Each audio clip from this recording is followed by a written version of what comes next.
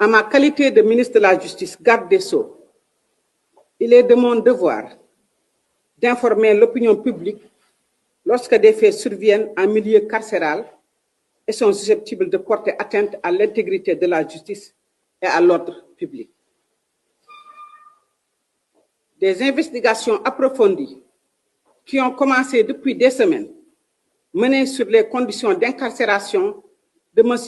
Mohamedou Ngom, dit Farba, actuellement sous mandat de dépôt, ont permis de mettre au jour des agissements d'une extrême gravité, appelant des poursuites judiciaires renforcées. Quelle est la situation judiciaire de M. Ngom?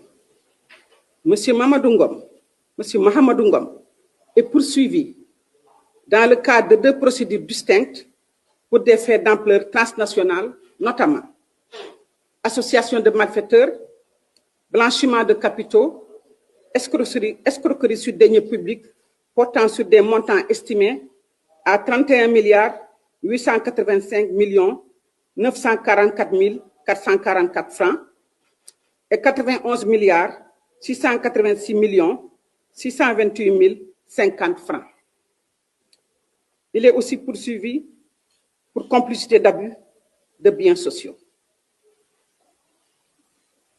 Qu'est-ce que nous avons constaté en milieu carcéral? Factuellement, lors de la fouille effectuée le 28 décembre 2025 dans la cellule du pavillon spécial, le détenu Farba Ngom a été trouvé porteur de 2 téléphones portables qu'il détenait frauduleusement et en violation manifeste de la loi numéro 87-15 du règlement intérieur des établissements pénitentiaires.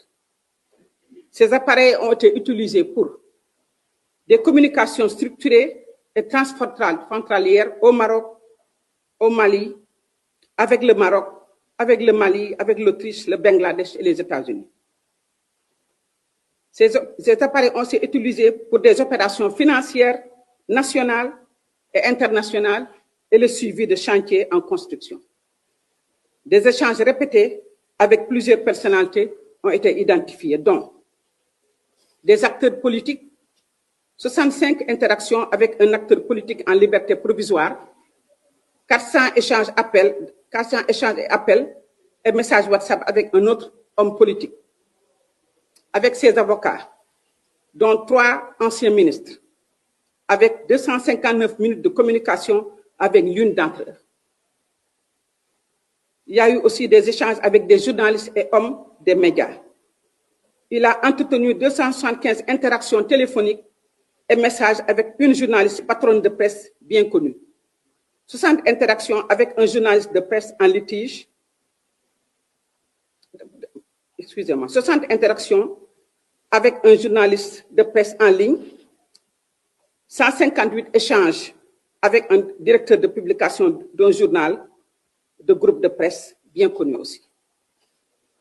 Ces appareils ont aussi utilisé pour la réception et la diffusion de procès-verbaux judiciaires confidentiels d'un co-détenu sur 2 dossiers. Ces appareils ont été utilisés pour la réception et le partage de contenus à caractère pornographique, y compris un partage avec un de ses avocats. Des échanges relatifs à des manœuvres et complots à caractère politique susceptibles de troubler l'ordre public. Sur les faits impliquant les avocats, le bataillon sera bien sûr saisi.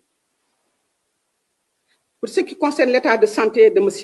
Ngom, contrairement aux allégations relayées dans certains médias faisant état d'une incompatibilité sanitaire avec la détention, les éléments objectifs relèvent une activité soutenue et constante, incluant des communications multiples, coordination de flux financiers et stratégies diverses.